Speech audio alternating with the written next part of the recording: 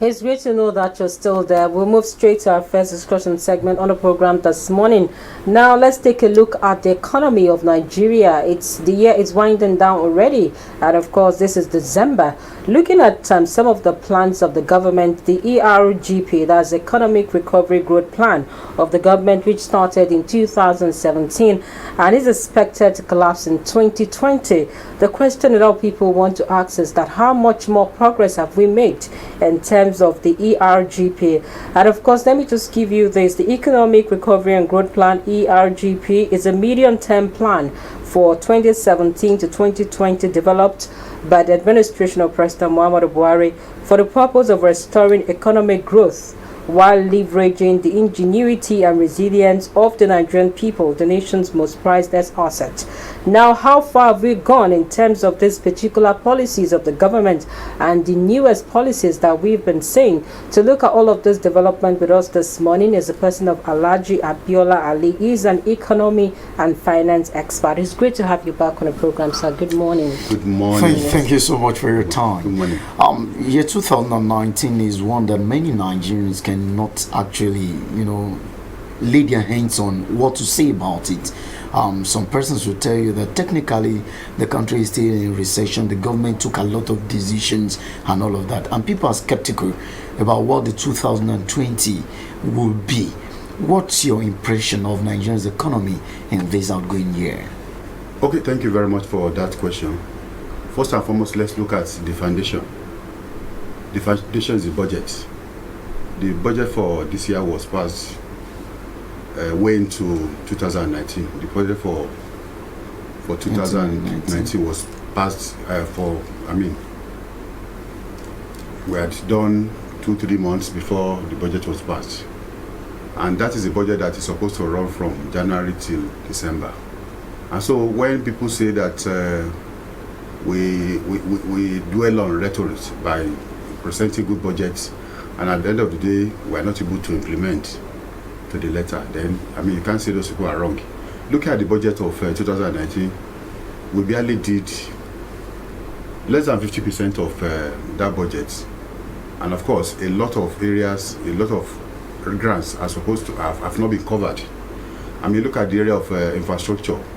We still have a lot to do in this particular area. Only for a country that is saying that you want to feed all your majority of your citizens, you have a situation where people are not, a lot of people are living below poverty line. In April this year, a World Bank report came out that says that 91 million Nigerians are still living below poverty line. And about 4 months after, the figure has increased to 94 million. And out of 200 million population, that tells you that where things are deteriorating in Nigeria. People are not feeding very well in Nigeria. People are not getting what they should get in Nigeria. And of course, when you look at the state of the unemployment rate in Nigeria, as at last month, we had 23% unemployment rate. We had 16% underemployment rate. That tells you that things are not okay with Nigerians. But let's look at the ERGP itself, the Economic Recovery Growth Plan of the government since 2017, which is supposed to cover some of these things that you've talked about.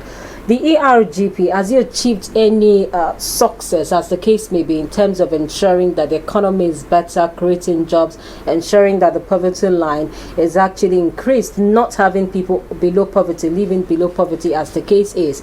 What has the ERGP done to the economy? Is it a policy somersault by the government, and is supposed to elapse by 2020 itself? Well, ERGP, a lot has been done about it, but we're not seeing the effects.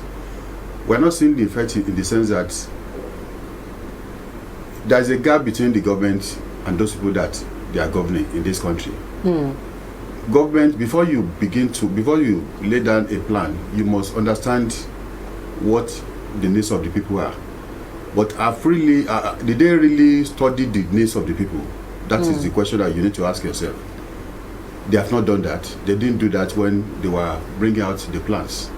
And don't forget that some of these plans I always brought out when the election is drawing near, because they want to curry the favor of the people.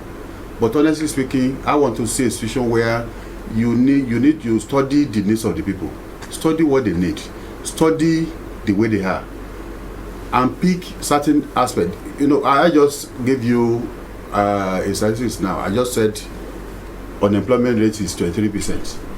You need to begin to be specific as to what you want to tackle at any point in time.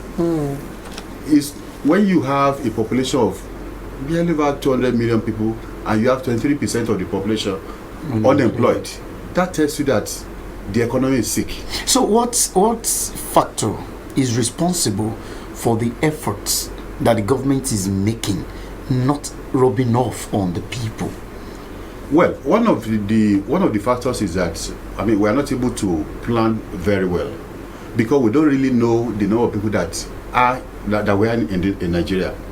Before you can plan for people, you need to know who they are. You need to know where they live. You need to know what they should do. So are you contesting the 200 million figure? Well, it's just an estimate. It's an estimate that our organization outside Nigeria gave us.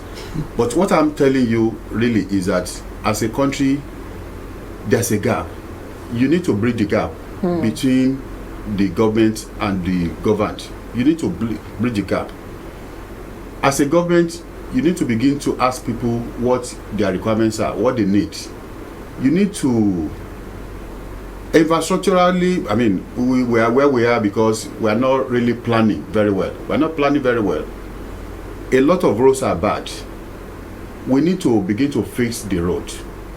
Government must spend money. You need to spend money in the economy. You need to create employment. We are not saying government should give people employment, but you need to create an enabling environment for businesses to thrive. When businesses thrive, then it will be easy for you to say, oh, you have created employment. So what are the projections for 2020 when we have all of these problems and peculiarities itself? Well, my projection for 2020 is that for us as a people, as a government, you need to assist the businesses. How do you by closing the borders? How do you assist the businesses? If you look at some of the policies already embarked on by this system itself, does it project well economically for the country in 2020? Well, especially with the border closure itself. For the border closure, I don't see any bad thing about it. It's not bad. If your border is porous and people are using you to, bring goods that are not supposed to enter the country, of course, you will close your border. And it's also a learning point for people around the border, the neighboring countries, because what they do is that they will bring goods from other countries into Benin Republic. Benin Republic will take their own duty on it. But when they want to bring those goods into Nigeria, nothing will be taken at the end of the day. And that consists a big leakage on our own purse. Because as a country, we need big revenue to be able to sort out some of the problems that we have. We've talked about infrastructure. How much of this are we doing in Nigeria? We need to begin to do that.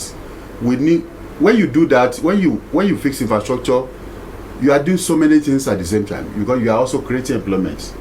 If you fix a particular road now, apart from the people that you have given the job to do, of course, workers are going to work there.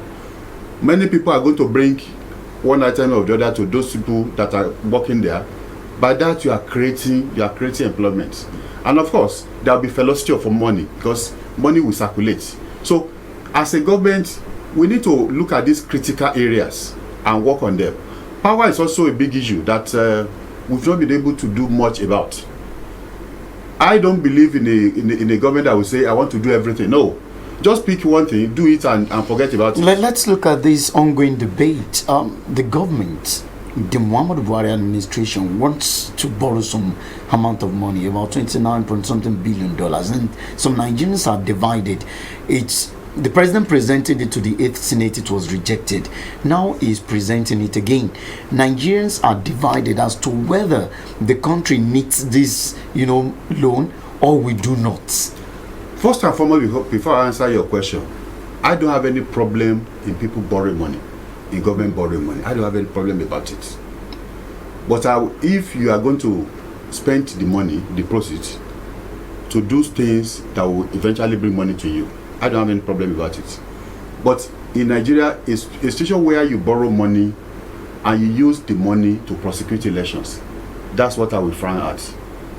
Do we need money or don't we need money? The question is, when you look at the budget of 2020, 10.33 trillion, out of 25% of what you are going to spend, from 25% of this budget will be dedicated to debt servicing. So look at this, and if you look at the quantum of debt that we are owing 25 trillion naira as debts. That is 1/4 of our budget for next year. So look at this, look at how much we are going to be spending to service the debt. Look at the quantum of the debt, 32% foreign, 68% local.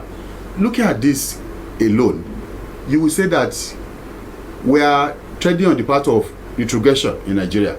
And so if you want to add more to it, you are adding more burden to the burden that we already have. So for me, I don't see us, I don't see the government doing us any good in that. You took a particular money, you took a particular bill to the assembly. You wanted a request to the assembly, you wanted to approve.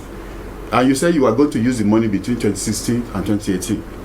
You took it there, they declined, they declined. Now that you have people that are friendly with you, you now want to bring this into the, and you didn't factor this into the budget of 2020. So how do you want to do it? So for me, I really think people need to be talking.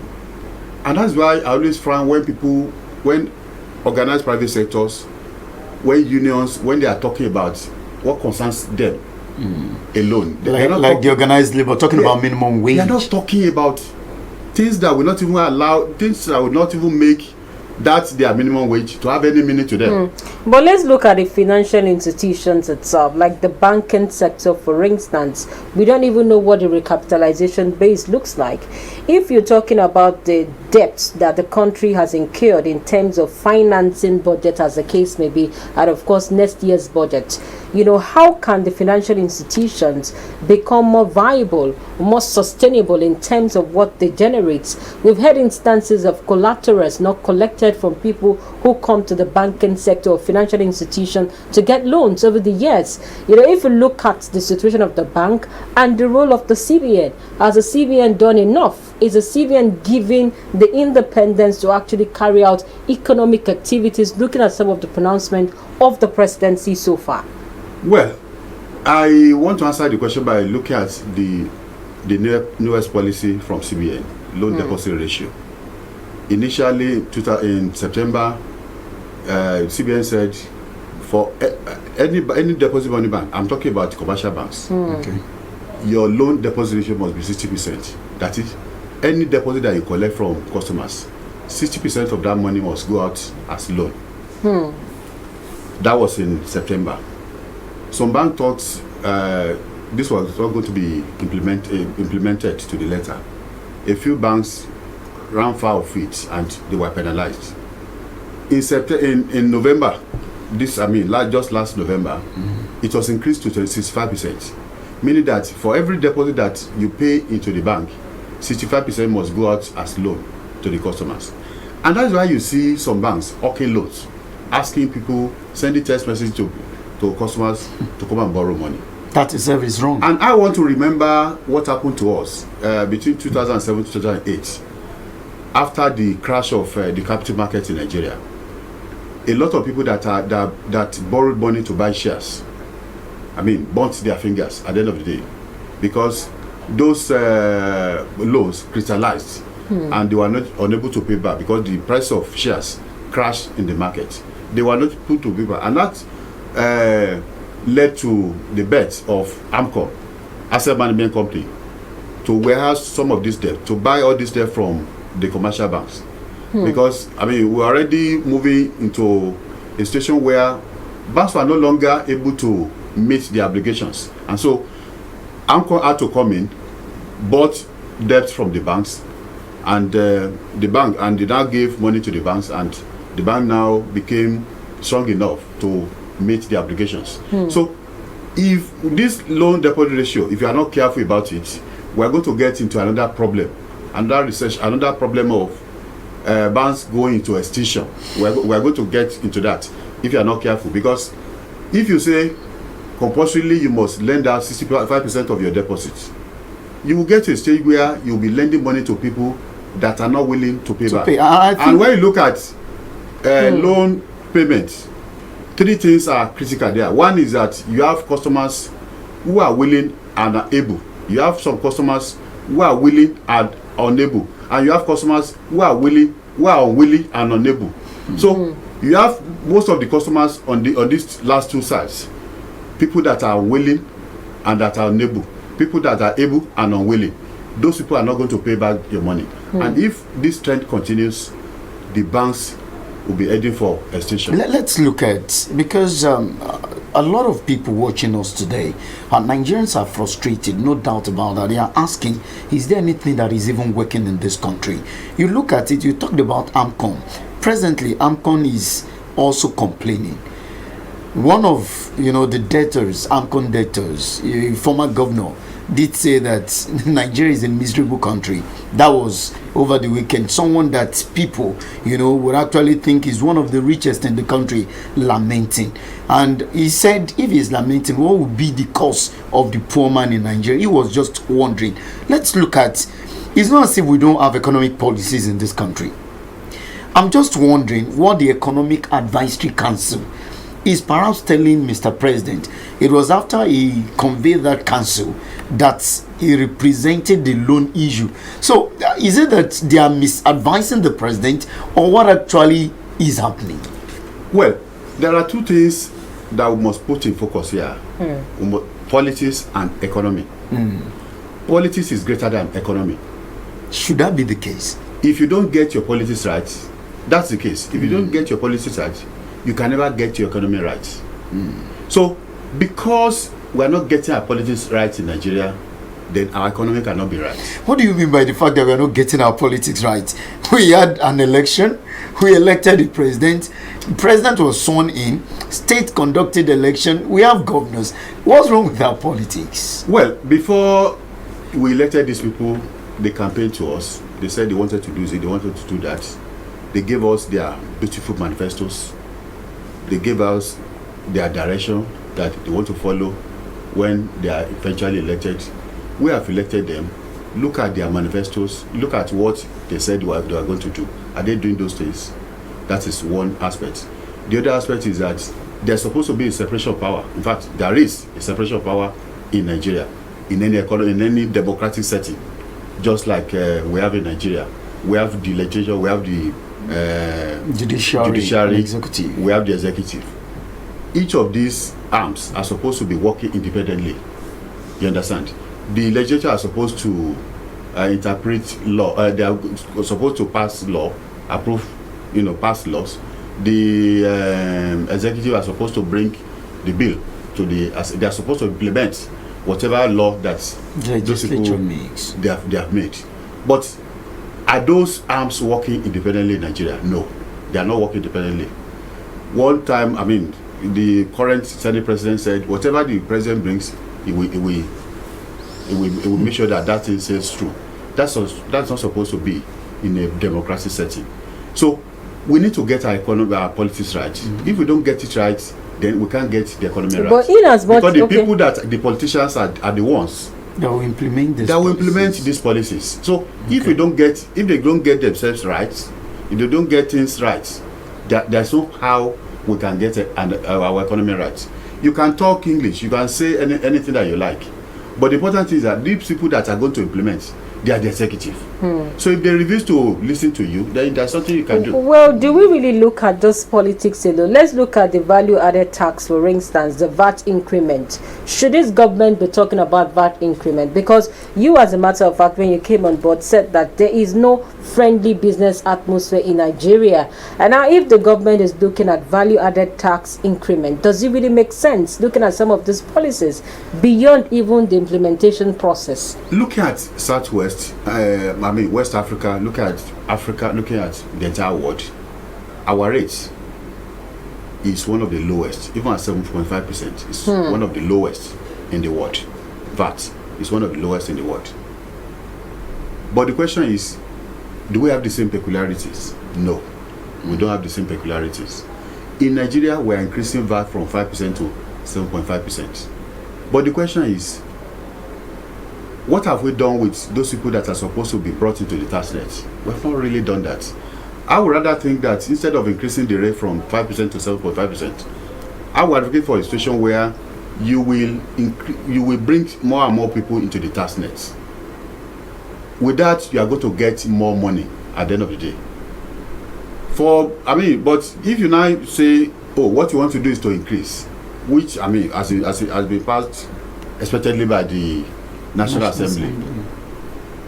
Because already before they even started discussion on it, before they start discussion on it, it's already incorporated in the budget. Before the discussion started at all, it was already incorporated. We should not be. We should not be. So, from that moment, I knew that they were going to pass it. They were not going to touch it, because they are actually not working for most of us in Nigeria. They are working for free. But I will not. I don't support the idea of increasing the VAT to 7.5%, in spite of the fact that we have the lowest VAT rate across the world. But I would rather think that, as a government, you need to bring people into the tax net. Yes, there are so many exceptions. Look at that VAT. So many goods are tax exempt. In India, but if you have the products, you have some. But in Nigeria, the type of economy that we run, once you increase something like this, it will affect all other things. Even those things that are not tax exempt, it will affect it. Then let's quickly seize the opportunity to even determine which kind of economy do we, practice. Are we running capitalism, socialism, mixed economy? Because Nigeria people are just lost. What do you think? No economy all over the world. No country runs just a single type of economy. No. Even the United States, because it was said that capitalism is what they practice. You will still mix it. Mixed economy is what is popular across the world. And what we run in Nigeria is a mixed economy, but it's tending towards being a capitalist economy, because government don't really bother. They don't really bother about you. And if you run your capitalist economy very well, in some advanced countries they run it, and people do well in that economy. If you run it very well, people are going to get employed. You will create employment for people. People are going to be empowered in their country. But the way we do it here, you can't really say we are running capitalist. You say that there. You can't really say anything. Now, talking about projections for 2020, is there any reason to celebrate the fact that we want to return as a country to January-December budget cycle? What meaning would that have? What impact will it have? It will have a great impact. Okay. Because businesses look forward to when the budget will be ready, when the budget will be implemented. For instance, in those days, when by January 1st, the president or the head of state would talk to people, read the budget to people, and you need to know the direction that the government wants to follow. In any economy, government is the largest spender, whether you like it or not. Any economy, talk of United States economy, talk of any economy, government is the largest spender. All other businesses, they queue up to know what the government wants to do. For instance, if you are in construction and the government says they want to spend so much money on infrastructure, in developing infrastructure, of course, you know that is an area of opportunity, and you can now use that to plan your own business. If the government says they want to spend so much money to promote their programs, media houses should know that is an area where they can tap some opportunities. So it will improve the way we do things in the country. It will improve the businesses. For instance, if by January 1 and they say the government says we want to read budget, you'll be able to plan your life. Because you talked about the issue of tax net, I was going to ask you about FIRS itself. What role do they need to play in all of this? Because it's one major institution of the government itself. If you look at the role they have been playing over the years, what can they be doing differently in 2020? What I would think they should do differently is that they shouldn't be hostile to people. Because if you are collecting money from people, you shouldn't be hostile to them. Are they? You should identify with those businesses. Because in some other economies, if somebody is doing a business, you need to really understand what that person is doing before you begin to say, I want to collect money. We are not saying they should not collect money, but we are saying that as much as possible, they should identify with businesses. How do they do that? There are businesses, you have different businesses with different peculiarities. For instance, if you are doing agribusiness, for you to say you want to make money from it, if you are doing large-scale agriculture, for you to say you want to make money from it, it will take a while. It will take some time. If you are doing media business, it will take some time before you begin to say you want to make money in it. If you are doing buy and selling, almost immediately you'll be making your money. So we need to study some of the peculiarities of business. When you study it, you will know tax holiday that you want to give to each of the businesses. It should be different. It shouldn't be the same tax holiday across the board. But do you think we're doing enough? It shouldn't be the same tax waiver across the board. You should be able to categorize businesses. Categorize them. For these people in this industry, this is the tax waiver that you want to give to them. For these people in this industry, this is the tax exemption I want to give to them. I think Federal Inland Revenue Service should be more of researchers, researching to the economy, researching to the businesses that we do in Nigeria. If they do that very well, I'm sure things are going to be better for us. The informal sector here, because it appears government across board usually don't have issues with the formal sector. The problem seems to be with the informal sector. How can the informal sector be dragged into the tax net? Then this issue of tax evasion, how can the government deal with it? Because it appears Nigerians are notorious for evading tax. I want to disagree with you that Nigerians are notorious. You should have qualified that statement. I want to disagree. Okay. Me and you are not notorious for tax evasion. It's only people that you say are matter. Those are the people that are evading tax. People in high authority, those are the people that evade tax. For you and me, they will deduct money from the source. Whether you like it or not, you can't query it. But for people who are supposed to pay big tax, those are the ones that are not paying tax in Nigeria. And unfortunately, majority of them are even in the government. They are in the government.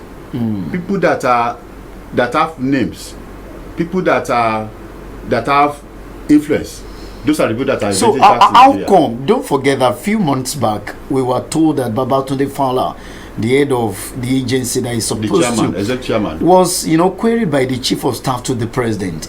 It leaves one wondering if actually the chief of staff, being one of, in quotes, the bourgeoisie in the society, actually knows that the largest percentage of people who evade tax are actually the privileged in the society. How come Babatunde Fowler? And of course there was this promise of those that will be dragged into the tax nest increasing from 40 million to about 100 million. These are the projections. In 2020, is it achievable? It is very achievable if we are sincere with what we are doing in Nigeria. It's achievable. There's something that is not achievable if the political will is there. Your suggestions you can't hear. Yes. There has to be political will. For those people that are evading tax, we know them. They know themselves. And the government knows all of them. So if the government is serious, if they are sincere to go after those people, they have everything to do it. So I won't want to put more words into their mouth. They know what to do about this.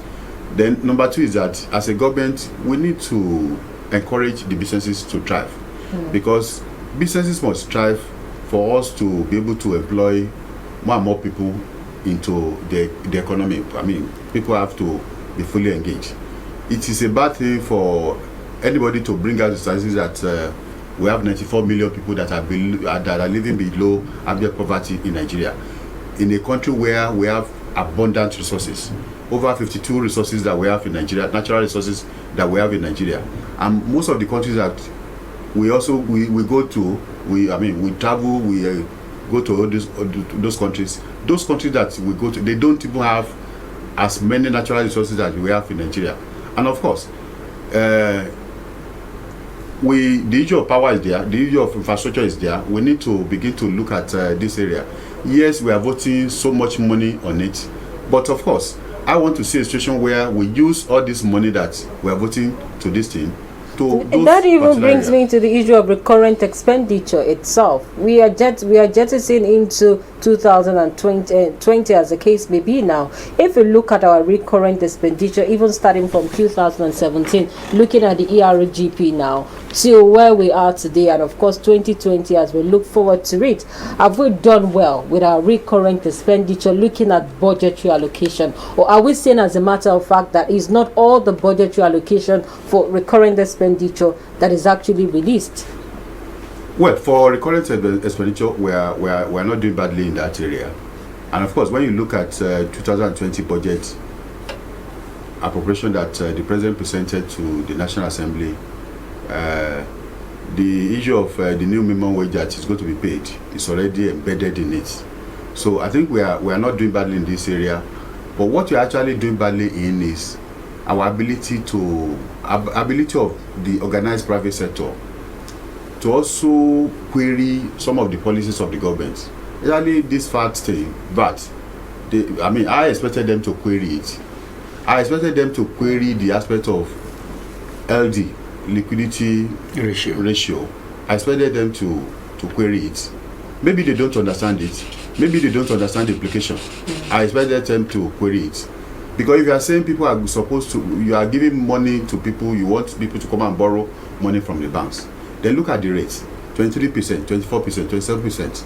That rate cannot, if you borrow, if any business borrows money. We don't try, because of our time, I want you to, because we've been talking about what the federal government, as we wrap up this segment, let's quickly look at states. The issue of minimum wage is one big issue, and whether we like it or not is all encompassing. Talking about Nigeria quickly as we wrap up, what's your suggestion to state governors? How should the issue of minimum wage and its implementation be handled at the state level? Well, first and foremost, I will talk about your state. The government has come out categorically clear that they are not going to, they can't afford the minimum wage for now. But I think as we move along, as the revenue increases, we should be able to look at how we can pay it. Because if other states are paying and you are not paying, that is not good enough. And we have the capacity, we have what it takes, we have the resources. All we need to do is to block the leakages. We have so many leakages around. Let's block all the leakages. Let's make sure that we use our ingenuity, we use our creativity to optimize the resources that we have. And at this juncture, we must say thank you so much to Alhaji Abiola Ali. And of course, he's an economy and finance expert. We've been looking at forecasting Nigeria's national economy ahead of 2020. And some of the suggestions that he gave this morning, we hope that it will be followed to the latter so that we'll have stability in our economy itself. We just have to take this break. When we come back, it will be another guest and another topic. Please thank you with so us. much for your time.